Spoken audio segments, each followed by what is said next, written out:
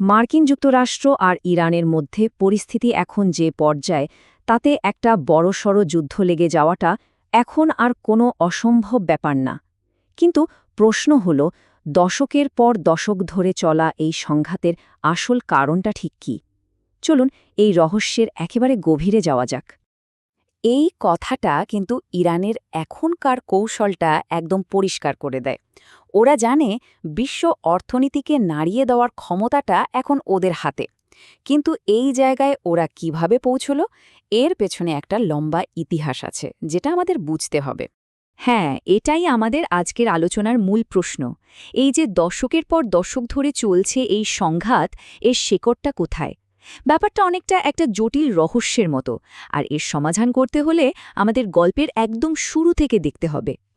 আজকের পরিস্থিতিটা ঠিকমতো বুঝতে হলে আমাদের একদম ১৯৫০-এর দশকে ফিরে যেতে হবে। তখন কিন্তু আমেরিকা আর ইরানের সম্পর্কটা একেবারেই অন্যরকম ছিল। তো এখানেই সংঘাতের প্রথম বীজটা বোনা হয়েছিল। ভাবুন একবার, তেল ইরানের, জমিও ইরানের, কিন্তু তার বিশাল মুনাফাটা চলে যেত ব্রিটেনের পকেটে। এই যে একটা শোষণমূলক ব্যবস্থা, এটা ইরানিদের মনে একটা গভীর ক্ষোভ জন্ম দিচ্ছিল। এই ঘটনাগুলোই কিন্তু আজকের এই সংঘাতের ভিতটা তৈরি করে দিয়েছে। যখন প্রধানমন্ত্রী মোসাদ্দেক তেল শিল্পকে জাতীয়করণ করলেন, মানে দেশের সম্পদ দেশের মানুষের কাছে ফিরিয়ে দিতে চাইলেন, তখন সেটা পশ্চিমা দেশগুলোর স্বার্থে সরাসরি একটা আঘাত ছিল। আর এর জবাবে কি হলো? মার্কিন আর ব্রিটিশ গোয়েন্দা সংস্থা মিলে একটা গণতান্ত্রিক সরকারকে ক্ষমতা থেকে সরিয়ে দিল।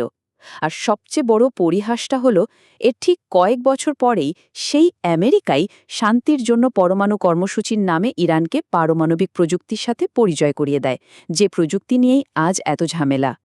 অপারেশন অ্যাজাক্স এটা শুধু একটা ক্ষমতা দখলের ঘটনা ছিল না, এটা ছিল ইরানিদের জাতীয়তাবোধের ওপর একটা বিরাট আঘাত। নিজেদের ভোটে জেতা নেতাকে সরিয়ে দিয়ে আমেরিকার পছন্দে একজন স্বৈরাশাসককে ক্ষমতায় বসানো, এটা তারা কোনো দিনই মেনে নিতে পারেনি। আজকে যে তীব্র আমেরিকা বিরোধী মনোভাব আমরা দেখি, তার শুরুটা কিন্তু ঠিক এখানেই। আচ্ছা, এবার চলুন বিষয়টাকে আরও বড় একটা প্রেক্ষাপটে দেখি। বিশ্ব অর্থনীতিতে তখন এমন একটা পরিবর্তন আসছিল যা মধ্যপ্রাচ্যকে আমেরিকার জন্য আগের থেকে অনেক অনেক বেশি গুরুত্বপূর্ণ করে তোলে।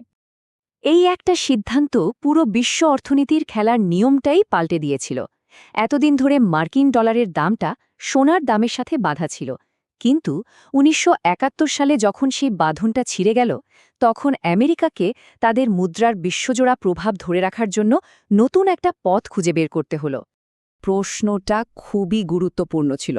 সোনার সাপোর্ট ছাড়া ডলার কিভাবে তার বিশ্বজোড়া ক্ষমতা ধরে রাখবে? এর উত্তরটা লুকিয়েছিল মধ্যপ্রাচ্যের তেলের মধ্যে, আর সেখান থেকেই জন্ম হল পেট্রোডলার সিস্টেমের। এই চারটা ধাপ দেখলেই পরিষ্কার হয়ে যায় কিভাবে আমেরিকা সোনার বদলে তেলকে ব্যবহার করে ডলারের চাহিদাটা সারা বিশ্বে নিশ্চিত করে ফেলেছিল। মানে দুনিয়ার যে কোনো দেশকে তেল কিনতে হলেই ডলার লাগত, আর সেই ডলারই আবার বিনিয়োগ হিসেবে ফিরে আসত আমেরিকার অর্থনীতিতে। এই চক্রটা আমেরিকাকে এমন এক অর্থনৈতিক আর ভূ-রাজনীতিক ক্ষমতা দিয়েছিল যা আগে কখনো দেখাই যায়নি। ইরানি বিপ্লব কিন্তু শুধু ইরানের ভেতরের কোনো ঘটনা ছিল না, এটা ছিল আমেরিকার এই বৈশ্বিক অর্থনৈতিক কৌশলের ওপর একটা সরাসরি আঘাত।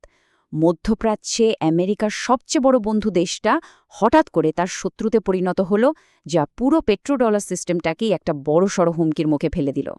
দশকের পর দশক ধরে শত্রুতা আর সরকার পরিবর্তনের হুমকির মুখে পড়ে ইরান নিজেদের টিকিয়ে রাখার জন্য শেষমেশ একটা চূড়ান্ত পথ বেছে নেয়। চলুন এবার সেই দিকেই নজর দেওয়া যাক।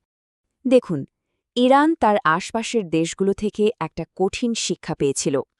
তারা দেখেছে সাদ্দাম হুসেন বা মুয়াম্মার গাদ্দাফির মতো শাসকরা পারমাণবিক কর্মসূচি ছেড়ে দেওয়ার পরেই ক্ষমতা হারিয়েছেন। আবার উল্টো দিকে উত্তর কোরিয়া পরমাণু অস্ত্রের কারণেই টিকে আছে। ইরানের শাসকদের কাছে মেসেজটা ছিল খুব পরিষ্কার, নিজেদের শাসন টিকিয়ে রাখার শেষ গ্যারান্টি হল পারমাণবিক ক্ষমতা। পুরো পারমাণবিক বিতর্কের একেবারে কেন্দ্রে আছে এই টেকনিক্যাল বিষয়টা। সহজ করে বললে, কাঁচা ইউরেনিয়ামকে পারমাণবিক বিদ্যুৎ কেন্দ্র বা অস্ত্রের জন্য ব্যবহারযোগ্য করে তোলার যে পদ্ধতি, সেটাই হল ইউরেনিয়াম সমৃদ্ধিকরণ বা এনরিচমেন্ট। আর ঠিক এখানেই বিতর্কের মূল জায়গাটা। ইরান সবসময় বলে আসছে যে তাদের এই কর্মসূচি শান্তিপূর্ণ কাজের জন্য, যেমন বিদ্যুৎ তৈরি, আর এর জন্য 3 থেকে 5% সমৃদ্ধ ইউরেনিয়ামই যথেষ্ট। কিন্তু পশ্চিমা দেশগুলোর ভয়টা হলো এই শান্তিপূর্ণ কর্মসূচির আড়ালে ইরান আসলে গোপনে 90% বেশি সমৃদ্ধ ইউরেনিয়াম তৈরি করছে, যা দিয়ে পারমাণবিক অস্ত্র বানানো যায়। গত 2 দশক ধরে এই লুকোচুরি খেলাটা চলছেই।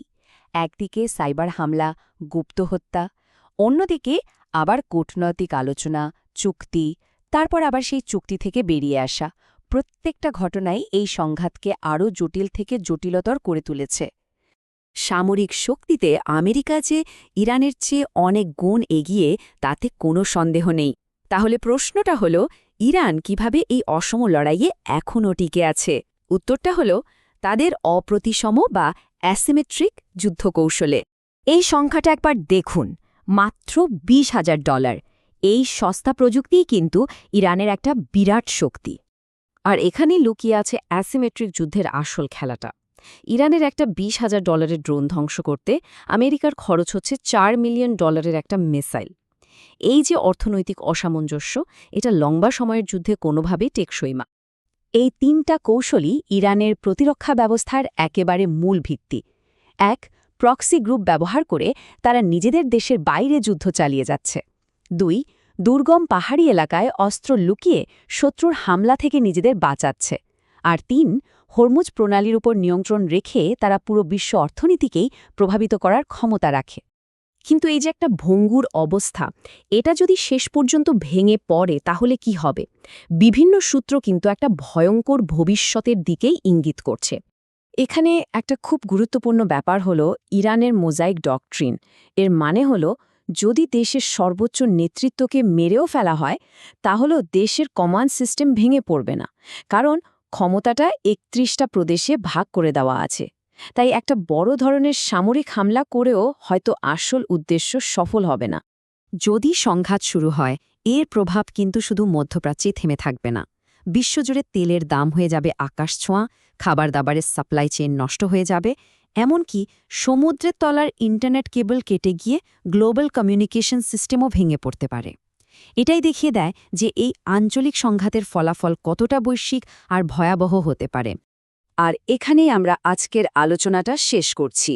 একদিকে কূটনৈতিক সমাধানের পথ প্রায় বন্ধ, অন্যদিকে যুদ্ধের ফল হতে পারে বিশ্বজোড়া বিপর্যয়। এই জটিল আর বিপজ্জনক চক্র থেকে বেরিয়ে আসার কি আসলে কোনো পথ খোলা আছে? এই প্রশ্নটাই এখন বিশ্ব রাজনীতির সামনে সবচেয়ে বড় চ্যালেঞ্জ।